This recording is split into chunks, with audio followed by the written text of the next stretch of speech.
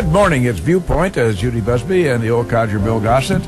We're going to change our modus operandi this morning real quickly. We have an important guest that I'm going to ask Mrs. Busby to introduce this morning, and we want to talk a little bit about the matter of tailgating.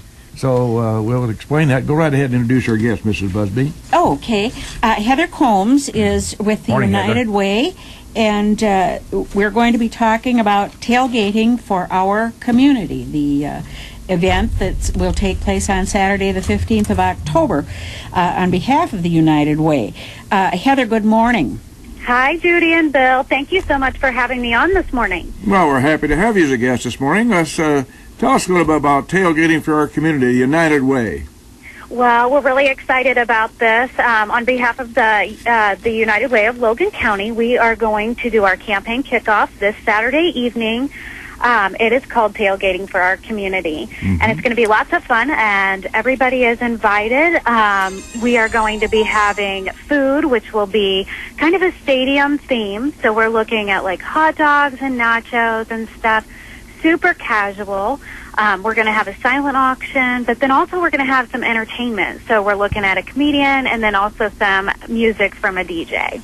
Yeah, well, I'm not sure I'd talk about super casual in today's times. That may connote to a dress that maybe we don't want them to come in super casual. Okay, you know what? How about we nix the pajama idea, but bring your football jersey and jeans. That would be great. There you go. Somebody's idea of super casual might blow grandmother out of the water. I understand. Now, you're going to be having a 50-50 raffle and a live as well as a silent auction. We have actually just recently learned that we are not going to be able to have the live auction, but we're really excited about still having the silent. So we're going to go ahead and move forward with that. One of the really great things that I see happening this weekend is that not only are we having the 50-50 raffle, but we're also going to have raffle tickets available for a $500 grocery raffle. And thankfully, Lincoln IGA is donating that $500 worth of groceries. And in this economy, I know that, everybody can relate to getting a little bit more in the refrigerator these days. Yeah, once again, IGA steps up and puts the bat in their hands and takes a good hard swing. You know what? They do wonders for this community. Yeah, yes, they really do. Time in and time out. We want to mention the venue for this, of course, Lincoln Banquet Center. That's at 201 Madigan Drive, starting at 6 o'clock. Is that correct? Yes, it starts at 6 o'clock on Saturday evening, so we've only got a few days left. We will be happy to take people at the door. These people will be able to eat. They're going to get the entertainment. They're going to be able to learn about our cause and what we do in the community. We have a guest speaker that's coming in, Angie Stoltenberg from Community Action. A lot of people in the community know her, and she's going to speak to how our organizations kind of overlap. And so we're really grateful for her to come. It's $25 a ticket. If you guys are interested, anybody in the community, we also like to remind people that it's not just Lincoln people. We want everybody that's in Logan County to come and join us for this fun and fundraising. There are sponsorship opportunities still available. So if you guys, if anybody's interested, they can give me a call at 217-737-2899. Okay. Angie is a very articulate young lady and a very enthusiastic lady about her job. She does a great job out there. We've had the pleasure of having her here on Viewpoint, and I'm very impressed with the young lady. So she'll be a good speaker for you. I really am excited, like I said, to see her come out there. And you know what? She's got a good team over there at Community Action, too. And anybody who's familiar with that organization knows that they reach out to so many different areas in our towns and our county and stuff like that. So absolutely. Another thing that I want to mention to everybody is that you can also pick up registration forms and turn them in at the Chamber of Commerce. They're in Lincoln on 5th Street. So feel free to stop in there, and thank you to the Chamber of Commerce for helping us be kind of an information station as they are for our community, but then also they're helping us out greatly for this event too. Well, we appreciate your sharing this information with us, young lady. We hope we have a big crowd out there Saturday evening. the Lincoln Banquet Center out on Woodlawn Road, and let's see, that's Madigan. Let me see here. Madigan Drive, to be exactly. Drive, yeah. I wanted to make sure I had the address right. So thank you very, very much. We wish you a good day. Yes, thank you very much. All right, bye-bye now. Thank you. Bye. Mm-hmm. And we're back live on Viewpoint here this morning. We appreciate the young lady's participation and her enthusiasm for that project. Viewpoint always has, we start out with kudos, don't we, Mrs. Busby? Yes. You may have one or two to make about Friday night. Yeah, and as a matter of fact, our guest of the morning, Mr. Neal, was instrumental in that, and night. we'll talk about that, but we'll talk about other things. That's the reason Mr. Neal is here, to talk about some other things, but why don't you mention Friday night and how much fun it was? You've learned about the bats in your belfry? Yes, I did, and I do indeed, probably literally and figuratively, have bats in my belfry ever since our house fire. We have bats in our house. Dr. Dennis Campbell has been on Viewpoint with us, and coming back too to talk about a project. Yes, and he's a fascinating man, absolutely fascinating. Because he gets so excited, don't you think, Bob? Oh, absolutely. Dr. Campbell has so much knowledge because he's lived with all these strange things that he enjoys doing for 40 years. Yeah. Yes. You know, I asked the question, who the heck cares about bats? And yet, he turned that kind of mundane subject into something very, very interesting. I made the mistake of mentioning flying rats. I recall that. He dispelled that immediately. They're flying mammals, Bob. Yes, yes, yes. He had pictures of bats that were 6 feet from wing to wing. Yeah, and had been in places in our world.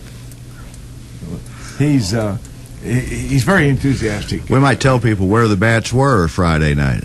Yes. Oh, yes, they were at in Elkhart. The Historical Society has had a series of dinner, and then it works into a lesson for us. We went to one on Route 66 that was really fun, and then this one on bats that was just to die for.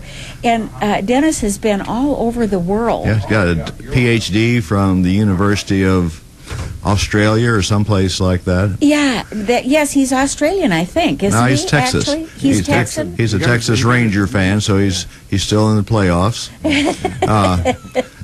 The Elkhart Historical Society puts those dinner lectures on the first Friday of each month. They take a month or two off during the year when either the extreme cold or the extreme heat is on. Mm-hmm. And the next one is about the Scully Prairie and how Lord Scully, Thomas Scully, began the draining of our bog here that we've cherished all these decades. And that's going to be, I think it's November the 4th at the Wild Hare. Yes. And the esteemed lecturer, Paul Beaver, will provide slides and details about the times. And the dinner will be provided by the restaurant there. Peter Niehaus and his wife, Hysterical Society, because they get so wound up with the little community and making it more than it is sometimes. Well, they do. They really work at that. They work awfully hard. They asked Lynn and I to be on the group, and frankly, it's Peter and Gillette Ransom. Peggy Lee does a great job of putting the word out that things are happening down there. And then a little-known part of the group is Steve and Kathy Thornton, also are great help.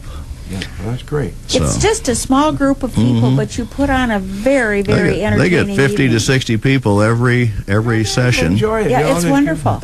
And then the December program is going to be up at the old chapel in the cemetery. And it's always excellent, and I'm not a great attender of kind of warm and fuzzy Christmas things, but I went to it by myself last year, sat through the Christmas program in that funny little chapel. I walk out, and here comes this light dusting of snow, and there's these little lights that they've put along the cemetery. It's just magnificent. Magic. I bet you thought you were in a Christmas I was saved, car. yes. You've been Lynn was out of town, so Anglican chapel down there. I did. It's gorgeous. Yeah. It is. Well, we need to talk also about another besides investments. Yeah, well, we're going to talk about that too. Not that they're unimportant. Yeah. But we hasten to add. Well, Judith Kay and Miss Daisy and I went to Harvest of Talents Sunday afternoon. An outstanding program of musicians from the Christian church there. Great. Each year they have the harvest, raise money for very, very needy causes. And that's always preceded by this musical program at the Christian church. It was just outstanding, wasn't it, Judith? Oh my gosh, yes. They have absolutely incredible, a marvelous able to draw from Lincoln Christian University. Oh yeah, and such a great facility to put the. Oh yeah, and it was very well attended. Lots of people enjoyed that too. That rendition of Battle Hymn of the Republic it was just stirring. Just really brought tears to your eyes, didn't it? Directed by Tim Serby, who does well. We all know Tim and his talent. But it was a lovely afternoon, and our hats off to them. So now, Judith, we talk history, Elkhart Historical Society, and all. One of the reasons we have our guest Bob Neal with us this morning on Viewpoint is to talk about what we've been doing out at Union Cemetery. Well, and so Bob is... last year I came out and told you a little bit about what the cemetery trustees had been up to. People don't generally understand how the cemetery operates. The Logan County Cemetery Maintenance District takes care of all of the mowing, trimming, tree removal, and stone maintenance. The cemetery board of directors is a small group of volunteers that pretty much take care of everything else within the cemetery and try to reach out to the folks here in town to answer questions and help people figure out why things are what they are. And the cemetery, I think, is generally in pretty good condition. If you think about what the Logan County Cemetery Maintenance District has to do, they have to mow 40 cemeteries a week. Now just imagine that. I don't think people are generally aware of the number that's been there for a long, long time. Isn't there, in fact, one along a roadside? Maybe the wagons were coming through going west and somebody died. Isn't there one that's right by I don't know what would be wagon trails that crisscross the county. And they've been preserved, and we think that's the tops. The Union Cemetery that we ought to make an accolade out. Bill Gossett was past president of the Union Cemetery Board of Trustees. I'll just read off the rest of the names if I can remember them. Doug Goebel from Bloomington, but Dr. Dean Goebel's son. The renowned farmer and cattleman Quentin Sparks. Very renowned. Great educator Larry Engel. Of course, Norgie Knotts, Art Walker's little girl. Shirley Edwards has been on the board since I can remember, and her husband before her. And Mark Teberg is a new member of this volunteer group. Yes, and by the way, Mark has assisted. Bob has not just been a president in name only. He's kind of been a hands-on guy out there, Judith. He's a hands-on type guy. Well, that's fact. Aren't you? That's a fact. And he and Mark have done some physical work in out there. An old building out there, and I'm not sure as to the origin of that building or what its intended purpose was. At one point in time, they had a place for storage for bodies, but the weather was so inclement that they couldn't do any actual burying. Well, imagine it's the cemetery was, I think, began, and there are Revolutionary soldier burials there, and there's a great Civil War space that used to have a cannon that somebody stole the barrel off of, but and the balls too, we've resurrected the flagpole. Let's see, Cindy and anyway, we had the flagpole donated to us last summer and put a new flagpole up, and we have a Civil War flag, the Union flag of 1861, and it's I think 32-star configuration was, so that flag is flying. Now, the building Bill was referring to was built in around 1912, designed by the local architects Ginzel and, is it Deal? Deal. Bill would remember that because he was still throwing newspapers then. It was originally organized to be the office of the Cemetery Association, so the people that managed and maintained Union Cemetery, it was a self-contained outfit. Back in the day, a large sum of money was charged every time a burial occurred, and it was a perpetual maintenance fee. It's now $75. So just imagine if you hire somebody to mow your yard every week, that you pay a one-time fee for the rest of the Earth's experience to keep that yard mowed. That's not a bad deal, folks. Oh, gosh, no. I can't imagine how they can... Well, it doesn't work so well with interest rates on the perpetual care fund being less than 1%. So it puts a big burden on the Logan County Maintenance District, which has a tax levy that supports it. So that's kind of the... But back to the building. The building was built in the early 1900s, will soon be 100 years old. Lovely cut stone building with nice features, well built. And it was falling into disrepair.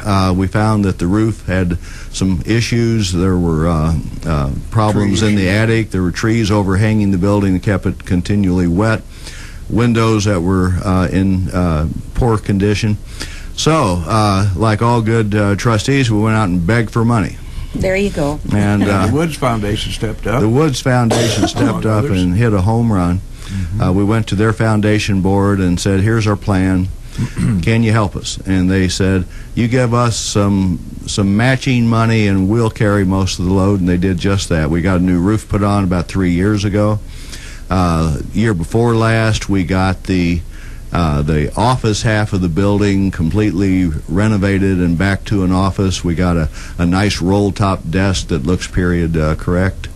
And then a big kind of a issue with our town. Our hospital decided to move to the western edge of our little city. And in that move, they discovered that they had a chapel that they weren't going to be able to use the interior of anymore. So Shirley Edwards, who remembered that her parents had donated the pews and the, what would you say, Bill? You're more of a priest than anybody. The chapel. The altar. You ought to go to church once in a while, Bob. Well, as soon as I get off some of these boards, I'll start. Got to have some time for yourself, don't you? Help my brothers. Anyway, Shirley went out and asked the hospital board, which I think she might have been on. Foundation, I believe, yes. If we couldn't just get those special things donated to the Union Cemetery. So we spent the summer. Quentin and Mark were extremely helpful, busy guys, and they took time off of their schedules and put a little sweat into the deal. We had to dig a new water line over to the building, and Mark Teberg, big strapping guy and good with a shovel, Quentin being a good boss, Quentin got Mark down in the ditch, and we dug a ditch about 300 feet over to the main water line, and now have water back in the building. This is volunteer labor now. Absolutely. It was Mark's first summer on the board. Is he still on, I want to know? We think so. Mark, of course, was a really close friend of Mike Abbott, one of our best board members ever. Yes, he certainly was. And so Mark has taken Mike's place on the board. And I can tell you from experience, I was on the board with Mike for 20 years before he passed away, and I never saw him in a ditch shoulder high. So Mark came in and got oriented in a great way. So anyway, we now have the chapel set up, and it's available for small services or perhaps the graveside part of a service if the weather's inclement. Yes. The funeral director knows who to contact if we need to open the chapel for a service. And it's just a lovely little area. People that haven't ever taken the time to stop in the old Union, which is the west side of Union Cemetery, should drive out there on a Sunday and just take a look at it. Oh, yeah. It's very nice. It's lovely. You know, you mentioned Mike. It's a lovely area. He gave me a very, very good reason ever to miss another meeting. I missed one of the annual meetings, and he nominated me for president in my absence. I can tell you without reservation, I seconded it. And I must have been late the next year because I got nominated. And we're not going to change that either. I want to also mention that besides the Wood Foundation continual support of our efforts, Ron Hall came out and painted the place for us for a donation. A good man.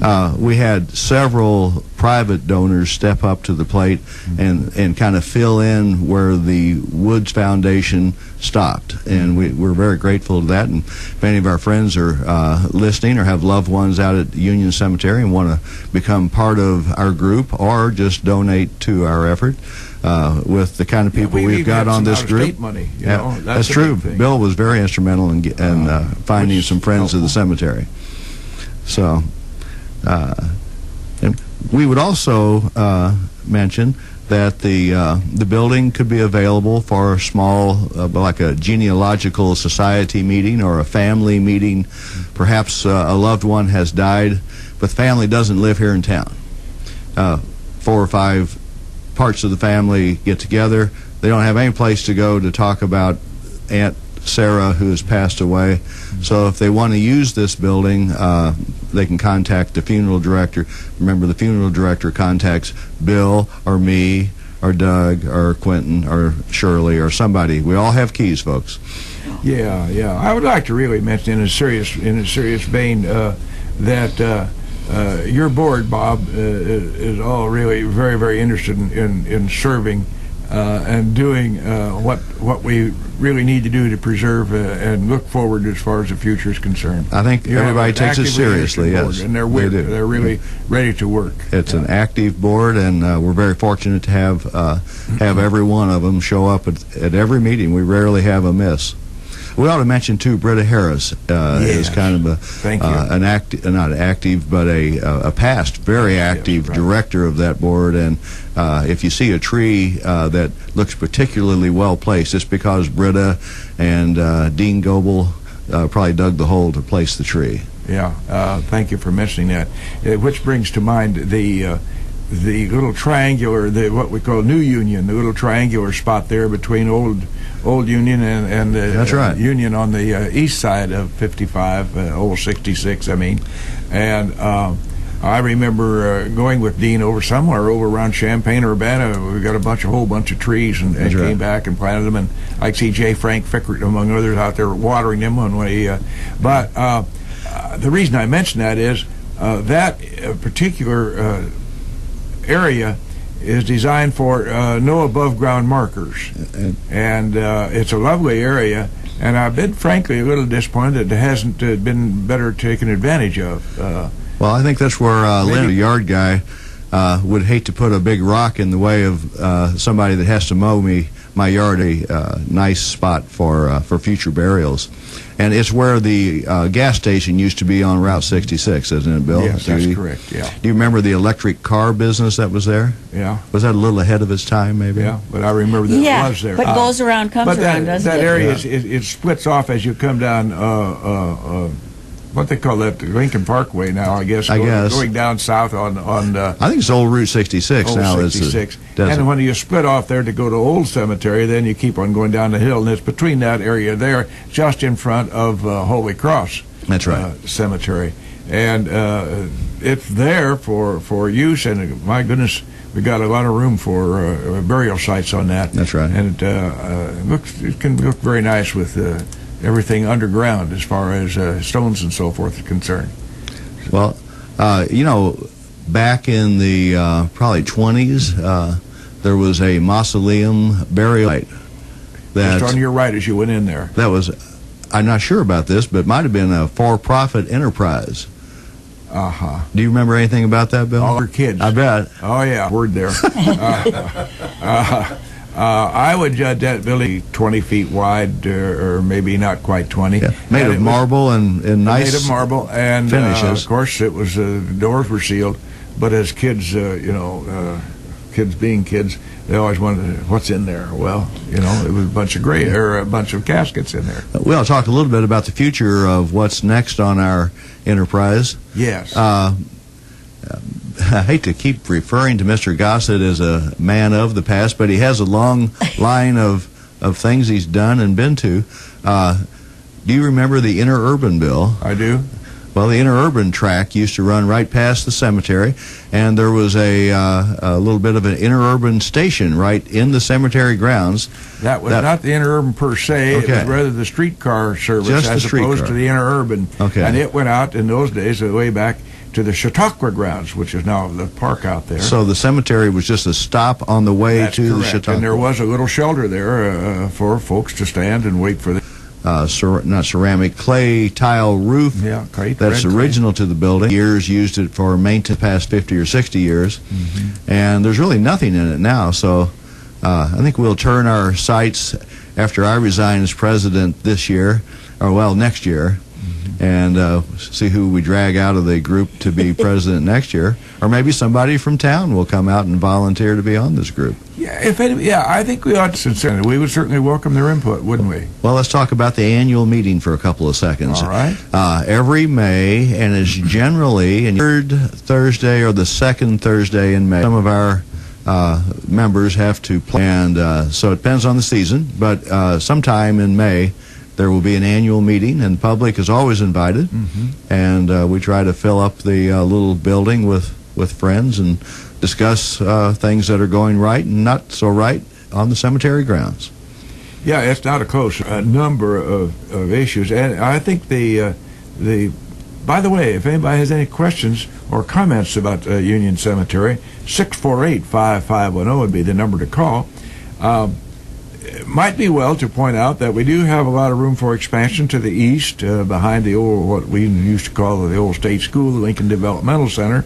There's a considerable number of square feet out there. Well, I'd say there's enough burial room going to the east, probably take care of the next 50 or 60 years of or more of Lincoln needs. Yeah, or easily. more, absolutely. Yeah, or more, because that's a big area, a lot of brush in there needs to be cleaned out. But that's how Union Cemetery was developed, to clean That's out right. the brush and so forth.